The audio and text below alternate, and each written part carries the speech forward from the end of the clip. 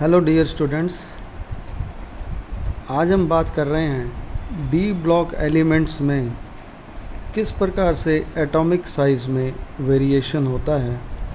D block elements के atomic size के variation में पीरियड्स में किस तरह से एटॉमिक साइज़ कम होता जाता है, ये हमने लास्ट लेक्चर में पढ़ा था कि अगर हम 3D पीरियड की बात करते हैं जो कि स्कैंडियम से लेकर के जिंक तक के एलिमेंट हैं, अगर इसे देखें तो हम जैसे लेफ़्ट से राइट की ओर चलते हैं एटॉमिक साइज़ कम होता जाता है।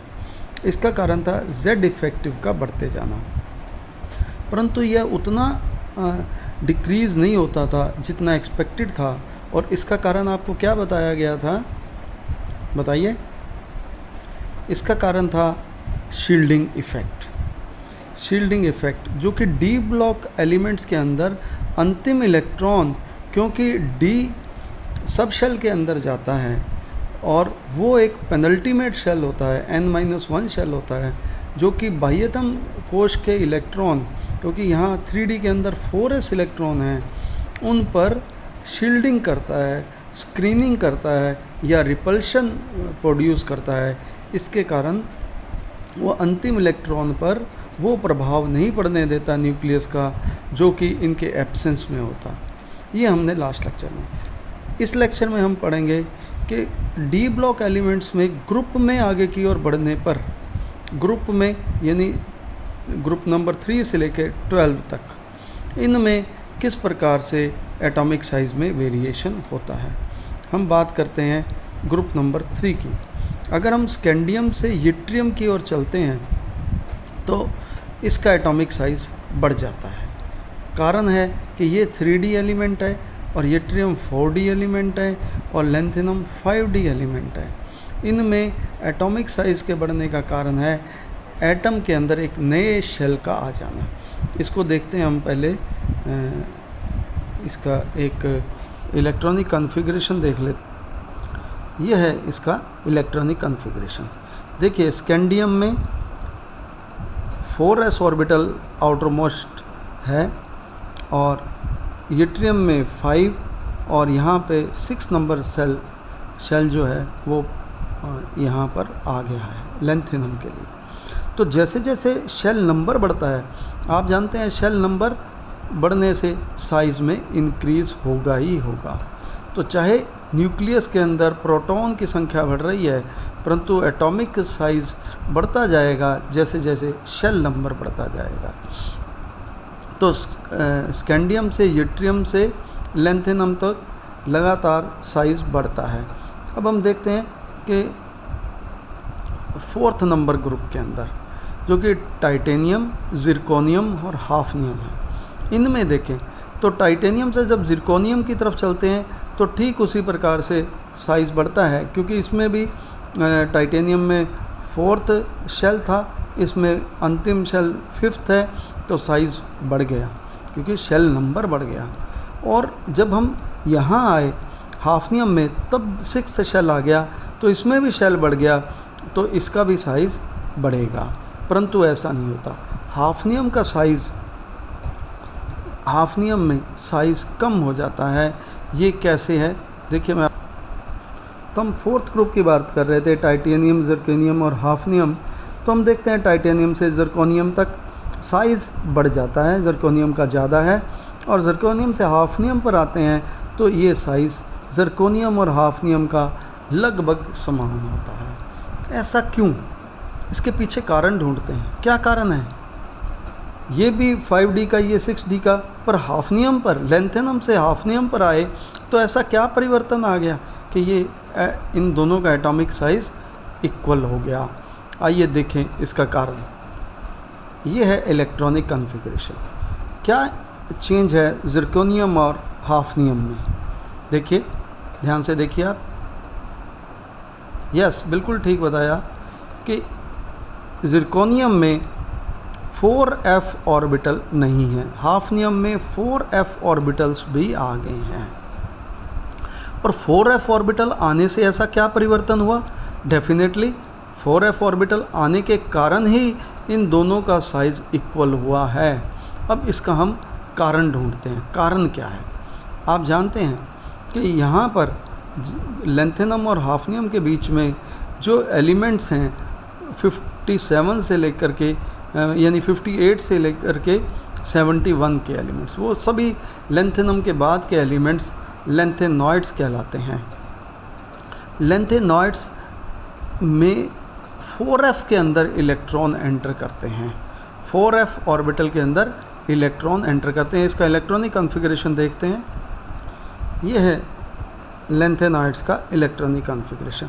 देखिए किस प्रकार से लेंथेनम के बाद सीरियम, सीरियम के बाद आगे बढ़ते जाएं तो हम देखते हैं ल्यूटियम तक एक एक इलेक्ट्रॉन 4f के अंदर बढ़ता जा रहा है। यहाँ पर 4f1 है तो 4f2, 4f3, 4f4, तो जो लास्ट इलेक्ट्रॉन आ रहा है वो 4f में आ रहा है। और 4f ऑर्बिटल क्या होता है? अंतिम ऑर्बिटल को हम क्या बोलते हैं? लास्ट को, ये लास्ट है, तो जो इसको nth ऑर्बिटल बोला जाता है, nth। और nth के बाद जो अंदर का ऑर्बिटल है उससे बोलते हैं n-1, और इसे हम बोलते हैं पेनल्टीमेट शेल। और जो इसके अंदर और होता है उसे बोलते हैं n-2 या एंटी पेनल्टीमेट शेल। तो यहाँ जब हम सीरियम की बात करते हैं तो सीरियम के अंदर इलेक्ट्रॉन n-2 में आता है, क्योंकि ये है s ऑर्बिटल, ये है d यानी ये 6s, ये 5d और ये 4f ऑर्बिटल है। तो जो फोर्थ शेल के अंदर n-2 फोर्थ शेल के अंदर ऑर्बिटल है f, उसके अंदर इलेक्ट्रॉन एंटर हो रहा है, अंतिम आने वाला इलेक्ट्रॉन। तो ये शेल इससे अंदर है। अगर हम स्लेटर्स रूल की बात करें तो स्लेटर ने ये बताया था कि इसके अंदर वाले जो ऑर्बिटल हैं जो n-2 या n-3 में हैं उनके लिए शील्डिंग कांस्टेंट की वैल्यू होती है 1। अगर 1 हो तो एक प्रोटॉन न्यूक्लियस में बढ़ता है और शील्डिंग कांस्टेंट भी 1 है, तो दोनों एक दूसरे को काउंटर बैलेंस कर देते, तो इसका कोई इफ़ेक्ट नहीं पड़ता इसके शील्डिंग का। परंतु हुआ क्या कि जो 4f ऑर्बिटल है इसके शील्डिंग का बिल्कुल डिफरेंट इफ़ेक्ट पड़ता है।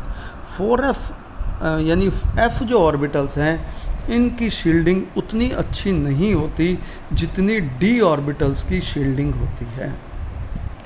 f ऑर्बिटल्स की शील्डिंग उतनी अच्छी नहीं होती। आप जानते हैं कि s से p की शील्डिंग कम है, p से d की शील्डिंग कम है और d से f की शील्डिंग कम होती है। ऐसा क्यों? यानी ये शील्डिंग कम क्यों हो रही है?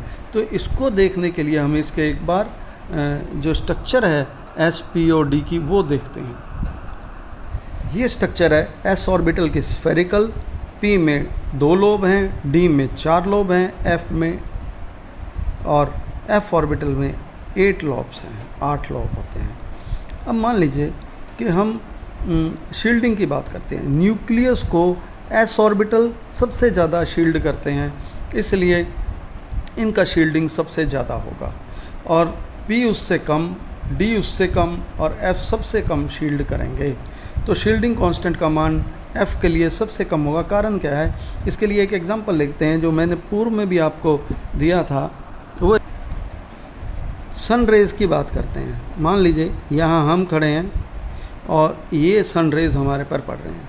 अगर इसे चारों तरफ से बादल घेर लेते हैं, जैसे मैं आपको पहले भी बता रहा था कि बादलों के घेरने से स्क्रीनिंग होगी और हमारे तक उतनी रोशनी नहीं पहुंच पाती।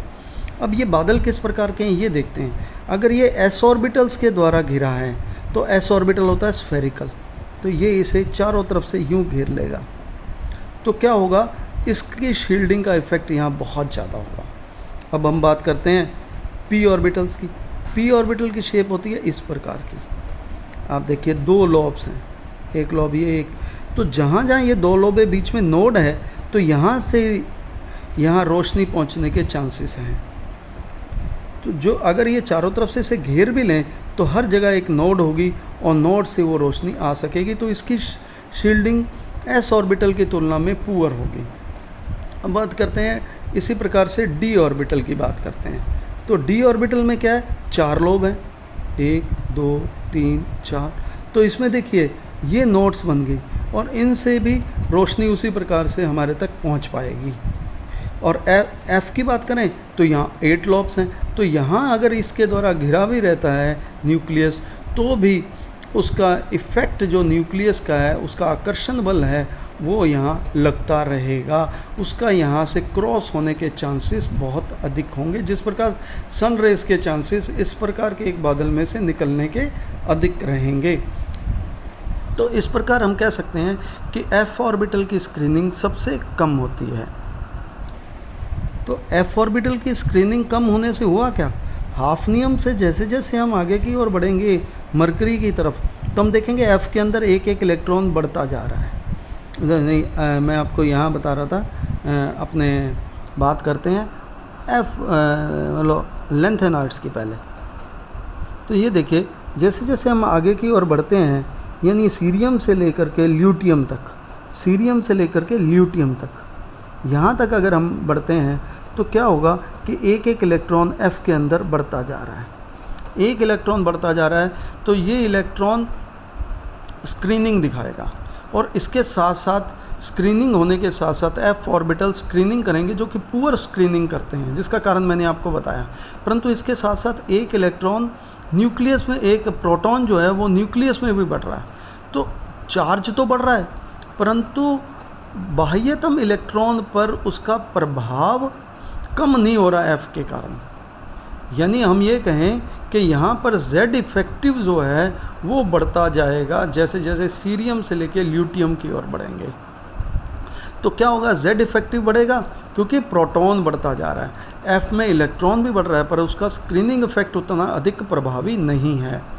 तो क्या होगा, Z इफेक्टिव बढ़ेगा तो इसका एटॉमिक साइज़ भी कम होता जाएगा, जो आपको यहाँ एक ग्राफ में दिखा देता हूँ किस प्रकार से ये कम होता जाएगा। देखिए, लेंथेनम से लेके ल्यूटियम तक लगातार एटॉमिक साइज़ कम होता जाता है। इस तरफ देखिए आयनिक रेडियाई बताई गई है, यहाँ एटॉमिक नंबर है। जैसे जैसे यहाँ से हम एटॉमिक नंबर बढ़ता जा रहा है, लेंथेनम से लेकर देखिए किस तरह से दिखाया है।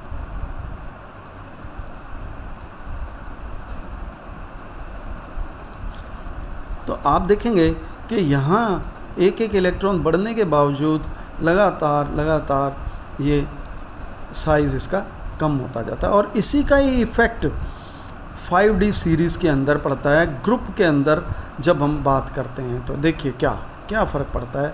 अब हम उस इमेज को देखते हैं।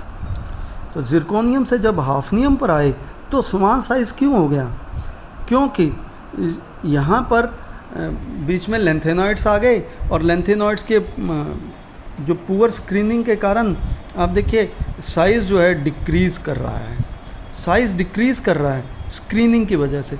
परंतु उसके साथ साथ इसमें एक शेल भी बढ़ रहा है। जिरकोनियम से हाफनियम में एक शेल बढ़ गया, ये 5 n=5 था अंतिम शेल, इसमें n=6 हो गया। तो क्या हुआ, एक शेल बढ़ा, और साथ में एक शेल बढ़ने से दूरी बढ़ी न्यूक्लियस से, परंतु न्यूक्लियस ने दूसरी तरफ Z इफेक्टिव बढ़ा करके उसके साइज़ को कम कर दिया। तो यहाँ जो साइज़ बढ़ना चाहिए था Z इफेक्टिव के कारण कम हो गया। तो एक तरफ Z इफेक्टिव, दूसरी तरफ जो nth शेल का बढ़ना, तो साइज़ के कारण जो वो बढ़ रहा था अब Z इफेक्टिव के कारण कम हो रहा है। तो ओवरऑल दोनों एक दूसरे को काउंटर बैलेंस कर लेते हैं। जब हम फोर्थ ग्रुप के अंदर 4D सीरीज़ से 5D में आते हैं तो इनका साइज़ बराबर हो जाता है। इसी तरह से 5th ग्रुप में देखिए इनका साइज़ बराबर, 6th में और 7th में, सब में ही इनका साइज़ लगभग ऑलमोस्ट सेम रहता है। और इसका हम ग्राफिकल रिप्रेजेंटेशन देख लेते हैं। ये देखिए नीचे 3D सीरीज़ है, और ग्रीन और रेड कलर में ये 5D और 6D, ग्रीन में 5D है और 6D रेड कलर में है। तो देखिए लेंथेनम का साइज यूट्रियम से ज़्यादा दिखाया गया है।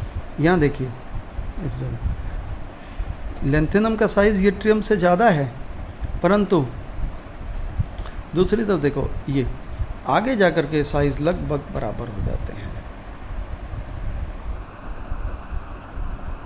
तो इन ग्रुप्स में डी ब्लॉक एलिमेंट्स में ग्रुप में अगर हम बात करते हैं तो 4th ग्रुप से लेकर के 12th ग्रुप तक सब में आप देखेंगे 3D से 4D में जाएंगे तो साइज़ बढ़ेगा, परंतु 5D से 6D में जाएंगे तो एलिमेंट्स का साइज़ लगभग समान रहेगा। और इसका कारण है बीच में आने वाले लेंथेनम और हाफनियम के बीच में आने वाले लेंथेनॉइड्स, जिनमें अंतिम इलेक्ट्रॉन f ऑर्बिटल में आता है और उसकी स्क्रीनिंग पुअर होती है, जिसके कारण Z इफेक्टिव बढ़ जाता है।